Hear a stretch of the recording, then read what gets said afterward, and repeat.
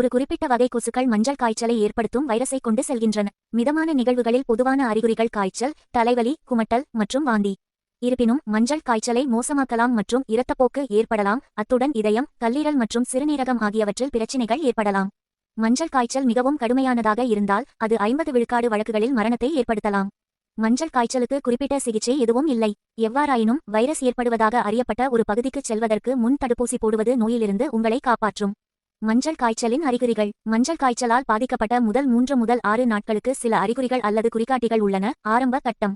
இதைத் தொடர்ந்து நோய் தொற்று ஒரு தீவிரமான கட்டத்தில் செல்கிறது மற்றும் அரிதான சூழ்நிலைகளில் அபாயகரமான மற்றும் நச்சுத்தன்மை வாய்ந்த கட்டமாகும்.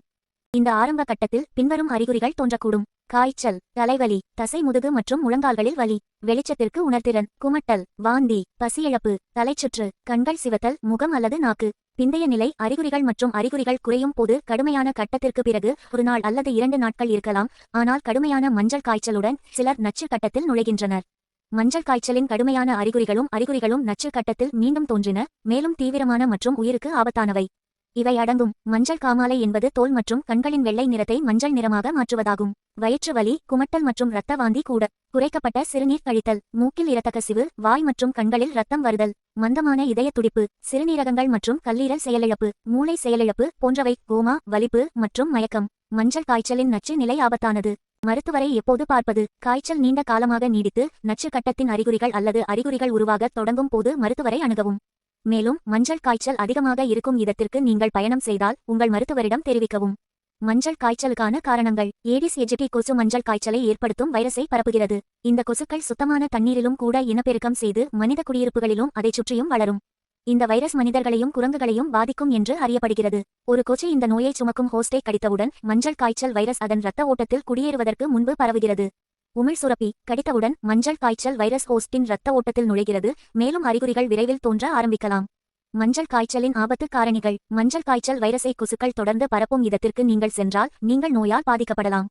பெரும்பாலான பிராந்தியங்களில் பாதிக்கப்பட்டவர்களின் சமீபத்திய அறிக்கைகள் எதுவும் இல்லை என்றாலும் நீங்கள் எப்போதும் பாதுகாப்பாக இருக்கிறீர்கள் என்று அர்த்தம் இல்லை. உள்ளூர் மக்கள் மஞ்சள் காய்ச்சல் தடுப்பூசிகளை பெற்றிருக்கலாம் மற்றும் நோயிலிருந்து நோய் எதிர்ப்பு சக்தி கொண்டவர்கள் அல்லது மஞ்சள் காய்ச்சல் வழக்குகள் கண்டுபிடிக்கப்படவில்லை மற்றும் புகாரளிக்கப்படவில்லை. அத்தகைய பகுதிக்கு செல்ல நீங்கள் திட்டமிட்டால் உங்கள் பாதுகாப்பை உறுதிப்படுத்த உங்கள் பயணத்திற்கு சில வாரங்களுக்கு முன்பு மஞ்சள் காய்ச்சலுக்கு எதிராக தடுப்பூசி போடுங்கள். மஞ்சள் காய்ச்சல் வைரஸ் யாரையும் பாதிக்கலாம், இருப்பினும் வயதானவர்கள் அல்லது நோய் எதிர்ப்பு சக்தி குறைவாக உள்ளவர்கள் மிகவும் மோசமாக நோய்வாய்ப்படுவார்கள். மஞ்சள் காய்ச்சல் தடுப்பு. மஞ்சள் காய்ச்சலை தடுக்க இந்த முன்னெச்சரிக்கை நடவடிக்கைகளை பின்பற்றவும். நீங்களே தடுப்பூசி போட்டுக்கொள்ளுங்கள். கொசுக்கள் மிகவும் சுறுசுறுப்பாக இருக்கும்போது தேவையில்லாத வெளிப்புற நடவடிக்கைகளை தவிர்க்கவும். கொசுக்கள் அதிகம் உள்ள பகுதிகளுக்குள் நுழையும்போது நீண்ட கை மற்றும் நீண்ட பேண்ட் அணிய வேண்டும். நன்கு திரையிடப்பட்ட அல்லது குளிரூட்டப்பட்ட வீடுகளில் தங்கவும். உங்கள் தங்குமிடத்தில் பயனுள்ள ஜன்னல் திரைகள் அல்லது ஏர் கண்டிஷனிங் இல்லாவிட்டால் படுக்கை வலைகளை பயன்படுத்தவும். பூச்சிக்கொல்லி சிகிச்சையளிக்கப்பட்ட வலைகள் பாதுகாப்பின் கூடுதல் அடுக்கை வழங்குகின்றன. வெளியே செல்லும் போது கொசு விரட்டி பயன்படுத்தவும். மஞ்சள் காய்ச்சல் நோய் கண்டறிதல். மஞ்சள் காய்ச்சலின் அறிகுறிகள் டெங்கு காய்ச்சலுடன் அடிக்கடி குழப்பமடைகின்றன. டைபாய்டு ஜுரம், மலேரியா மற்றும் பிற வைரஸ் இரத்தக்கசிவு காய்ச்சல். எனவே அறிகுறிகள் மற்றும் அறிகுறிகளின் அடிப்படையில் மட்டுமே மஞ்சள் காய்ச்சலை கண்டறிவது பொதுவாக சற்று சவாலானது. உங்கள் மருத்துவ நிபுணர் பெரும்பாலும் உங்கள் கடந்த கால பயணங்கள் மற்றும் மருத்துவ வரலாறு பற்றி விசாரிக்கவும். எடுத்து ஒரு இரத்த மாதிரி பகுப்பாய்வுக்காக. உங்களுக்கு மஞ்சள் காய்ச்சல் இருந்தால் வைரஸ் உங்கள் இரத்தத்தில் காணப்படலாம். இல்லையெனில் இரத்த பரிசோதனையானது ஆன்டிஜென்கள் மற்றும் வைரசுக்கு தனித்துவமான பிற கூறுகளையும் கண்டறிய முடியும். வாழ்க்கை முறை மாற்றங்கள் மற்றும் சுய பாதுகாப்பு. உங்கள் அன்றாட வழக்கத்தில் பின்வரும் வாழ்க்கை முறை மாற்றங்களை செய்யுங்கள்.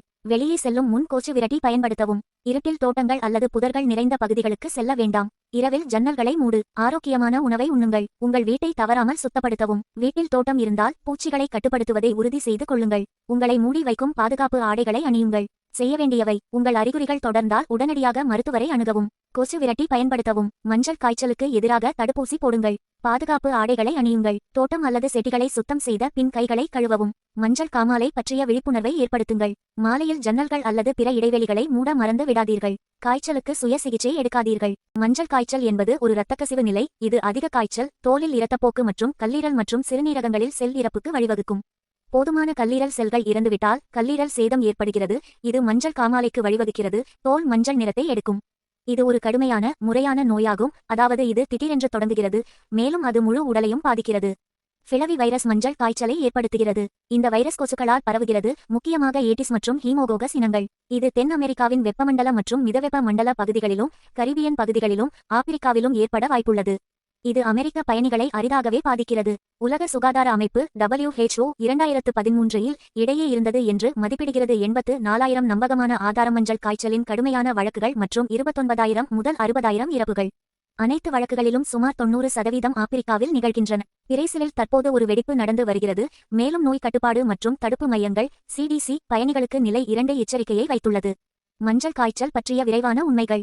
மஞ்சள் காய்ச்சல் கொசுக்களால் பரவுகிறது. இது அதிக காய்ச்சல் மற்றும் உறுப்பு சேதத்தை ஏற்படுத்தும், மேலும் அது உயிருக்கு ஆபத்தானது. குறிப்பிட்ட சிகிச்சை எதுவும் இல்லை, எனவே மக்கள் ஆதரவான கவனிப்பை பெறுவார்கள். பாதிக்கப்பட்ட பகுதிகளுக்கு பயணிப்பவர்கள் பயணம் செய்வதற்கு முன் தடுப்பூசி தேவையா என்பதை சரிபார்க்க வேண்டும். நோய்த்தடுப்பு சான்றிதழ் இல்லாமல் பயணிகளை நுழைய சில நாடுகள் அனுமதிக்காது.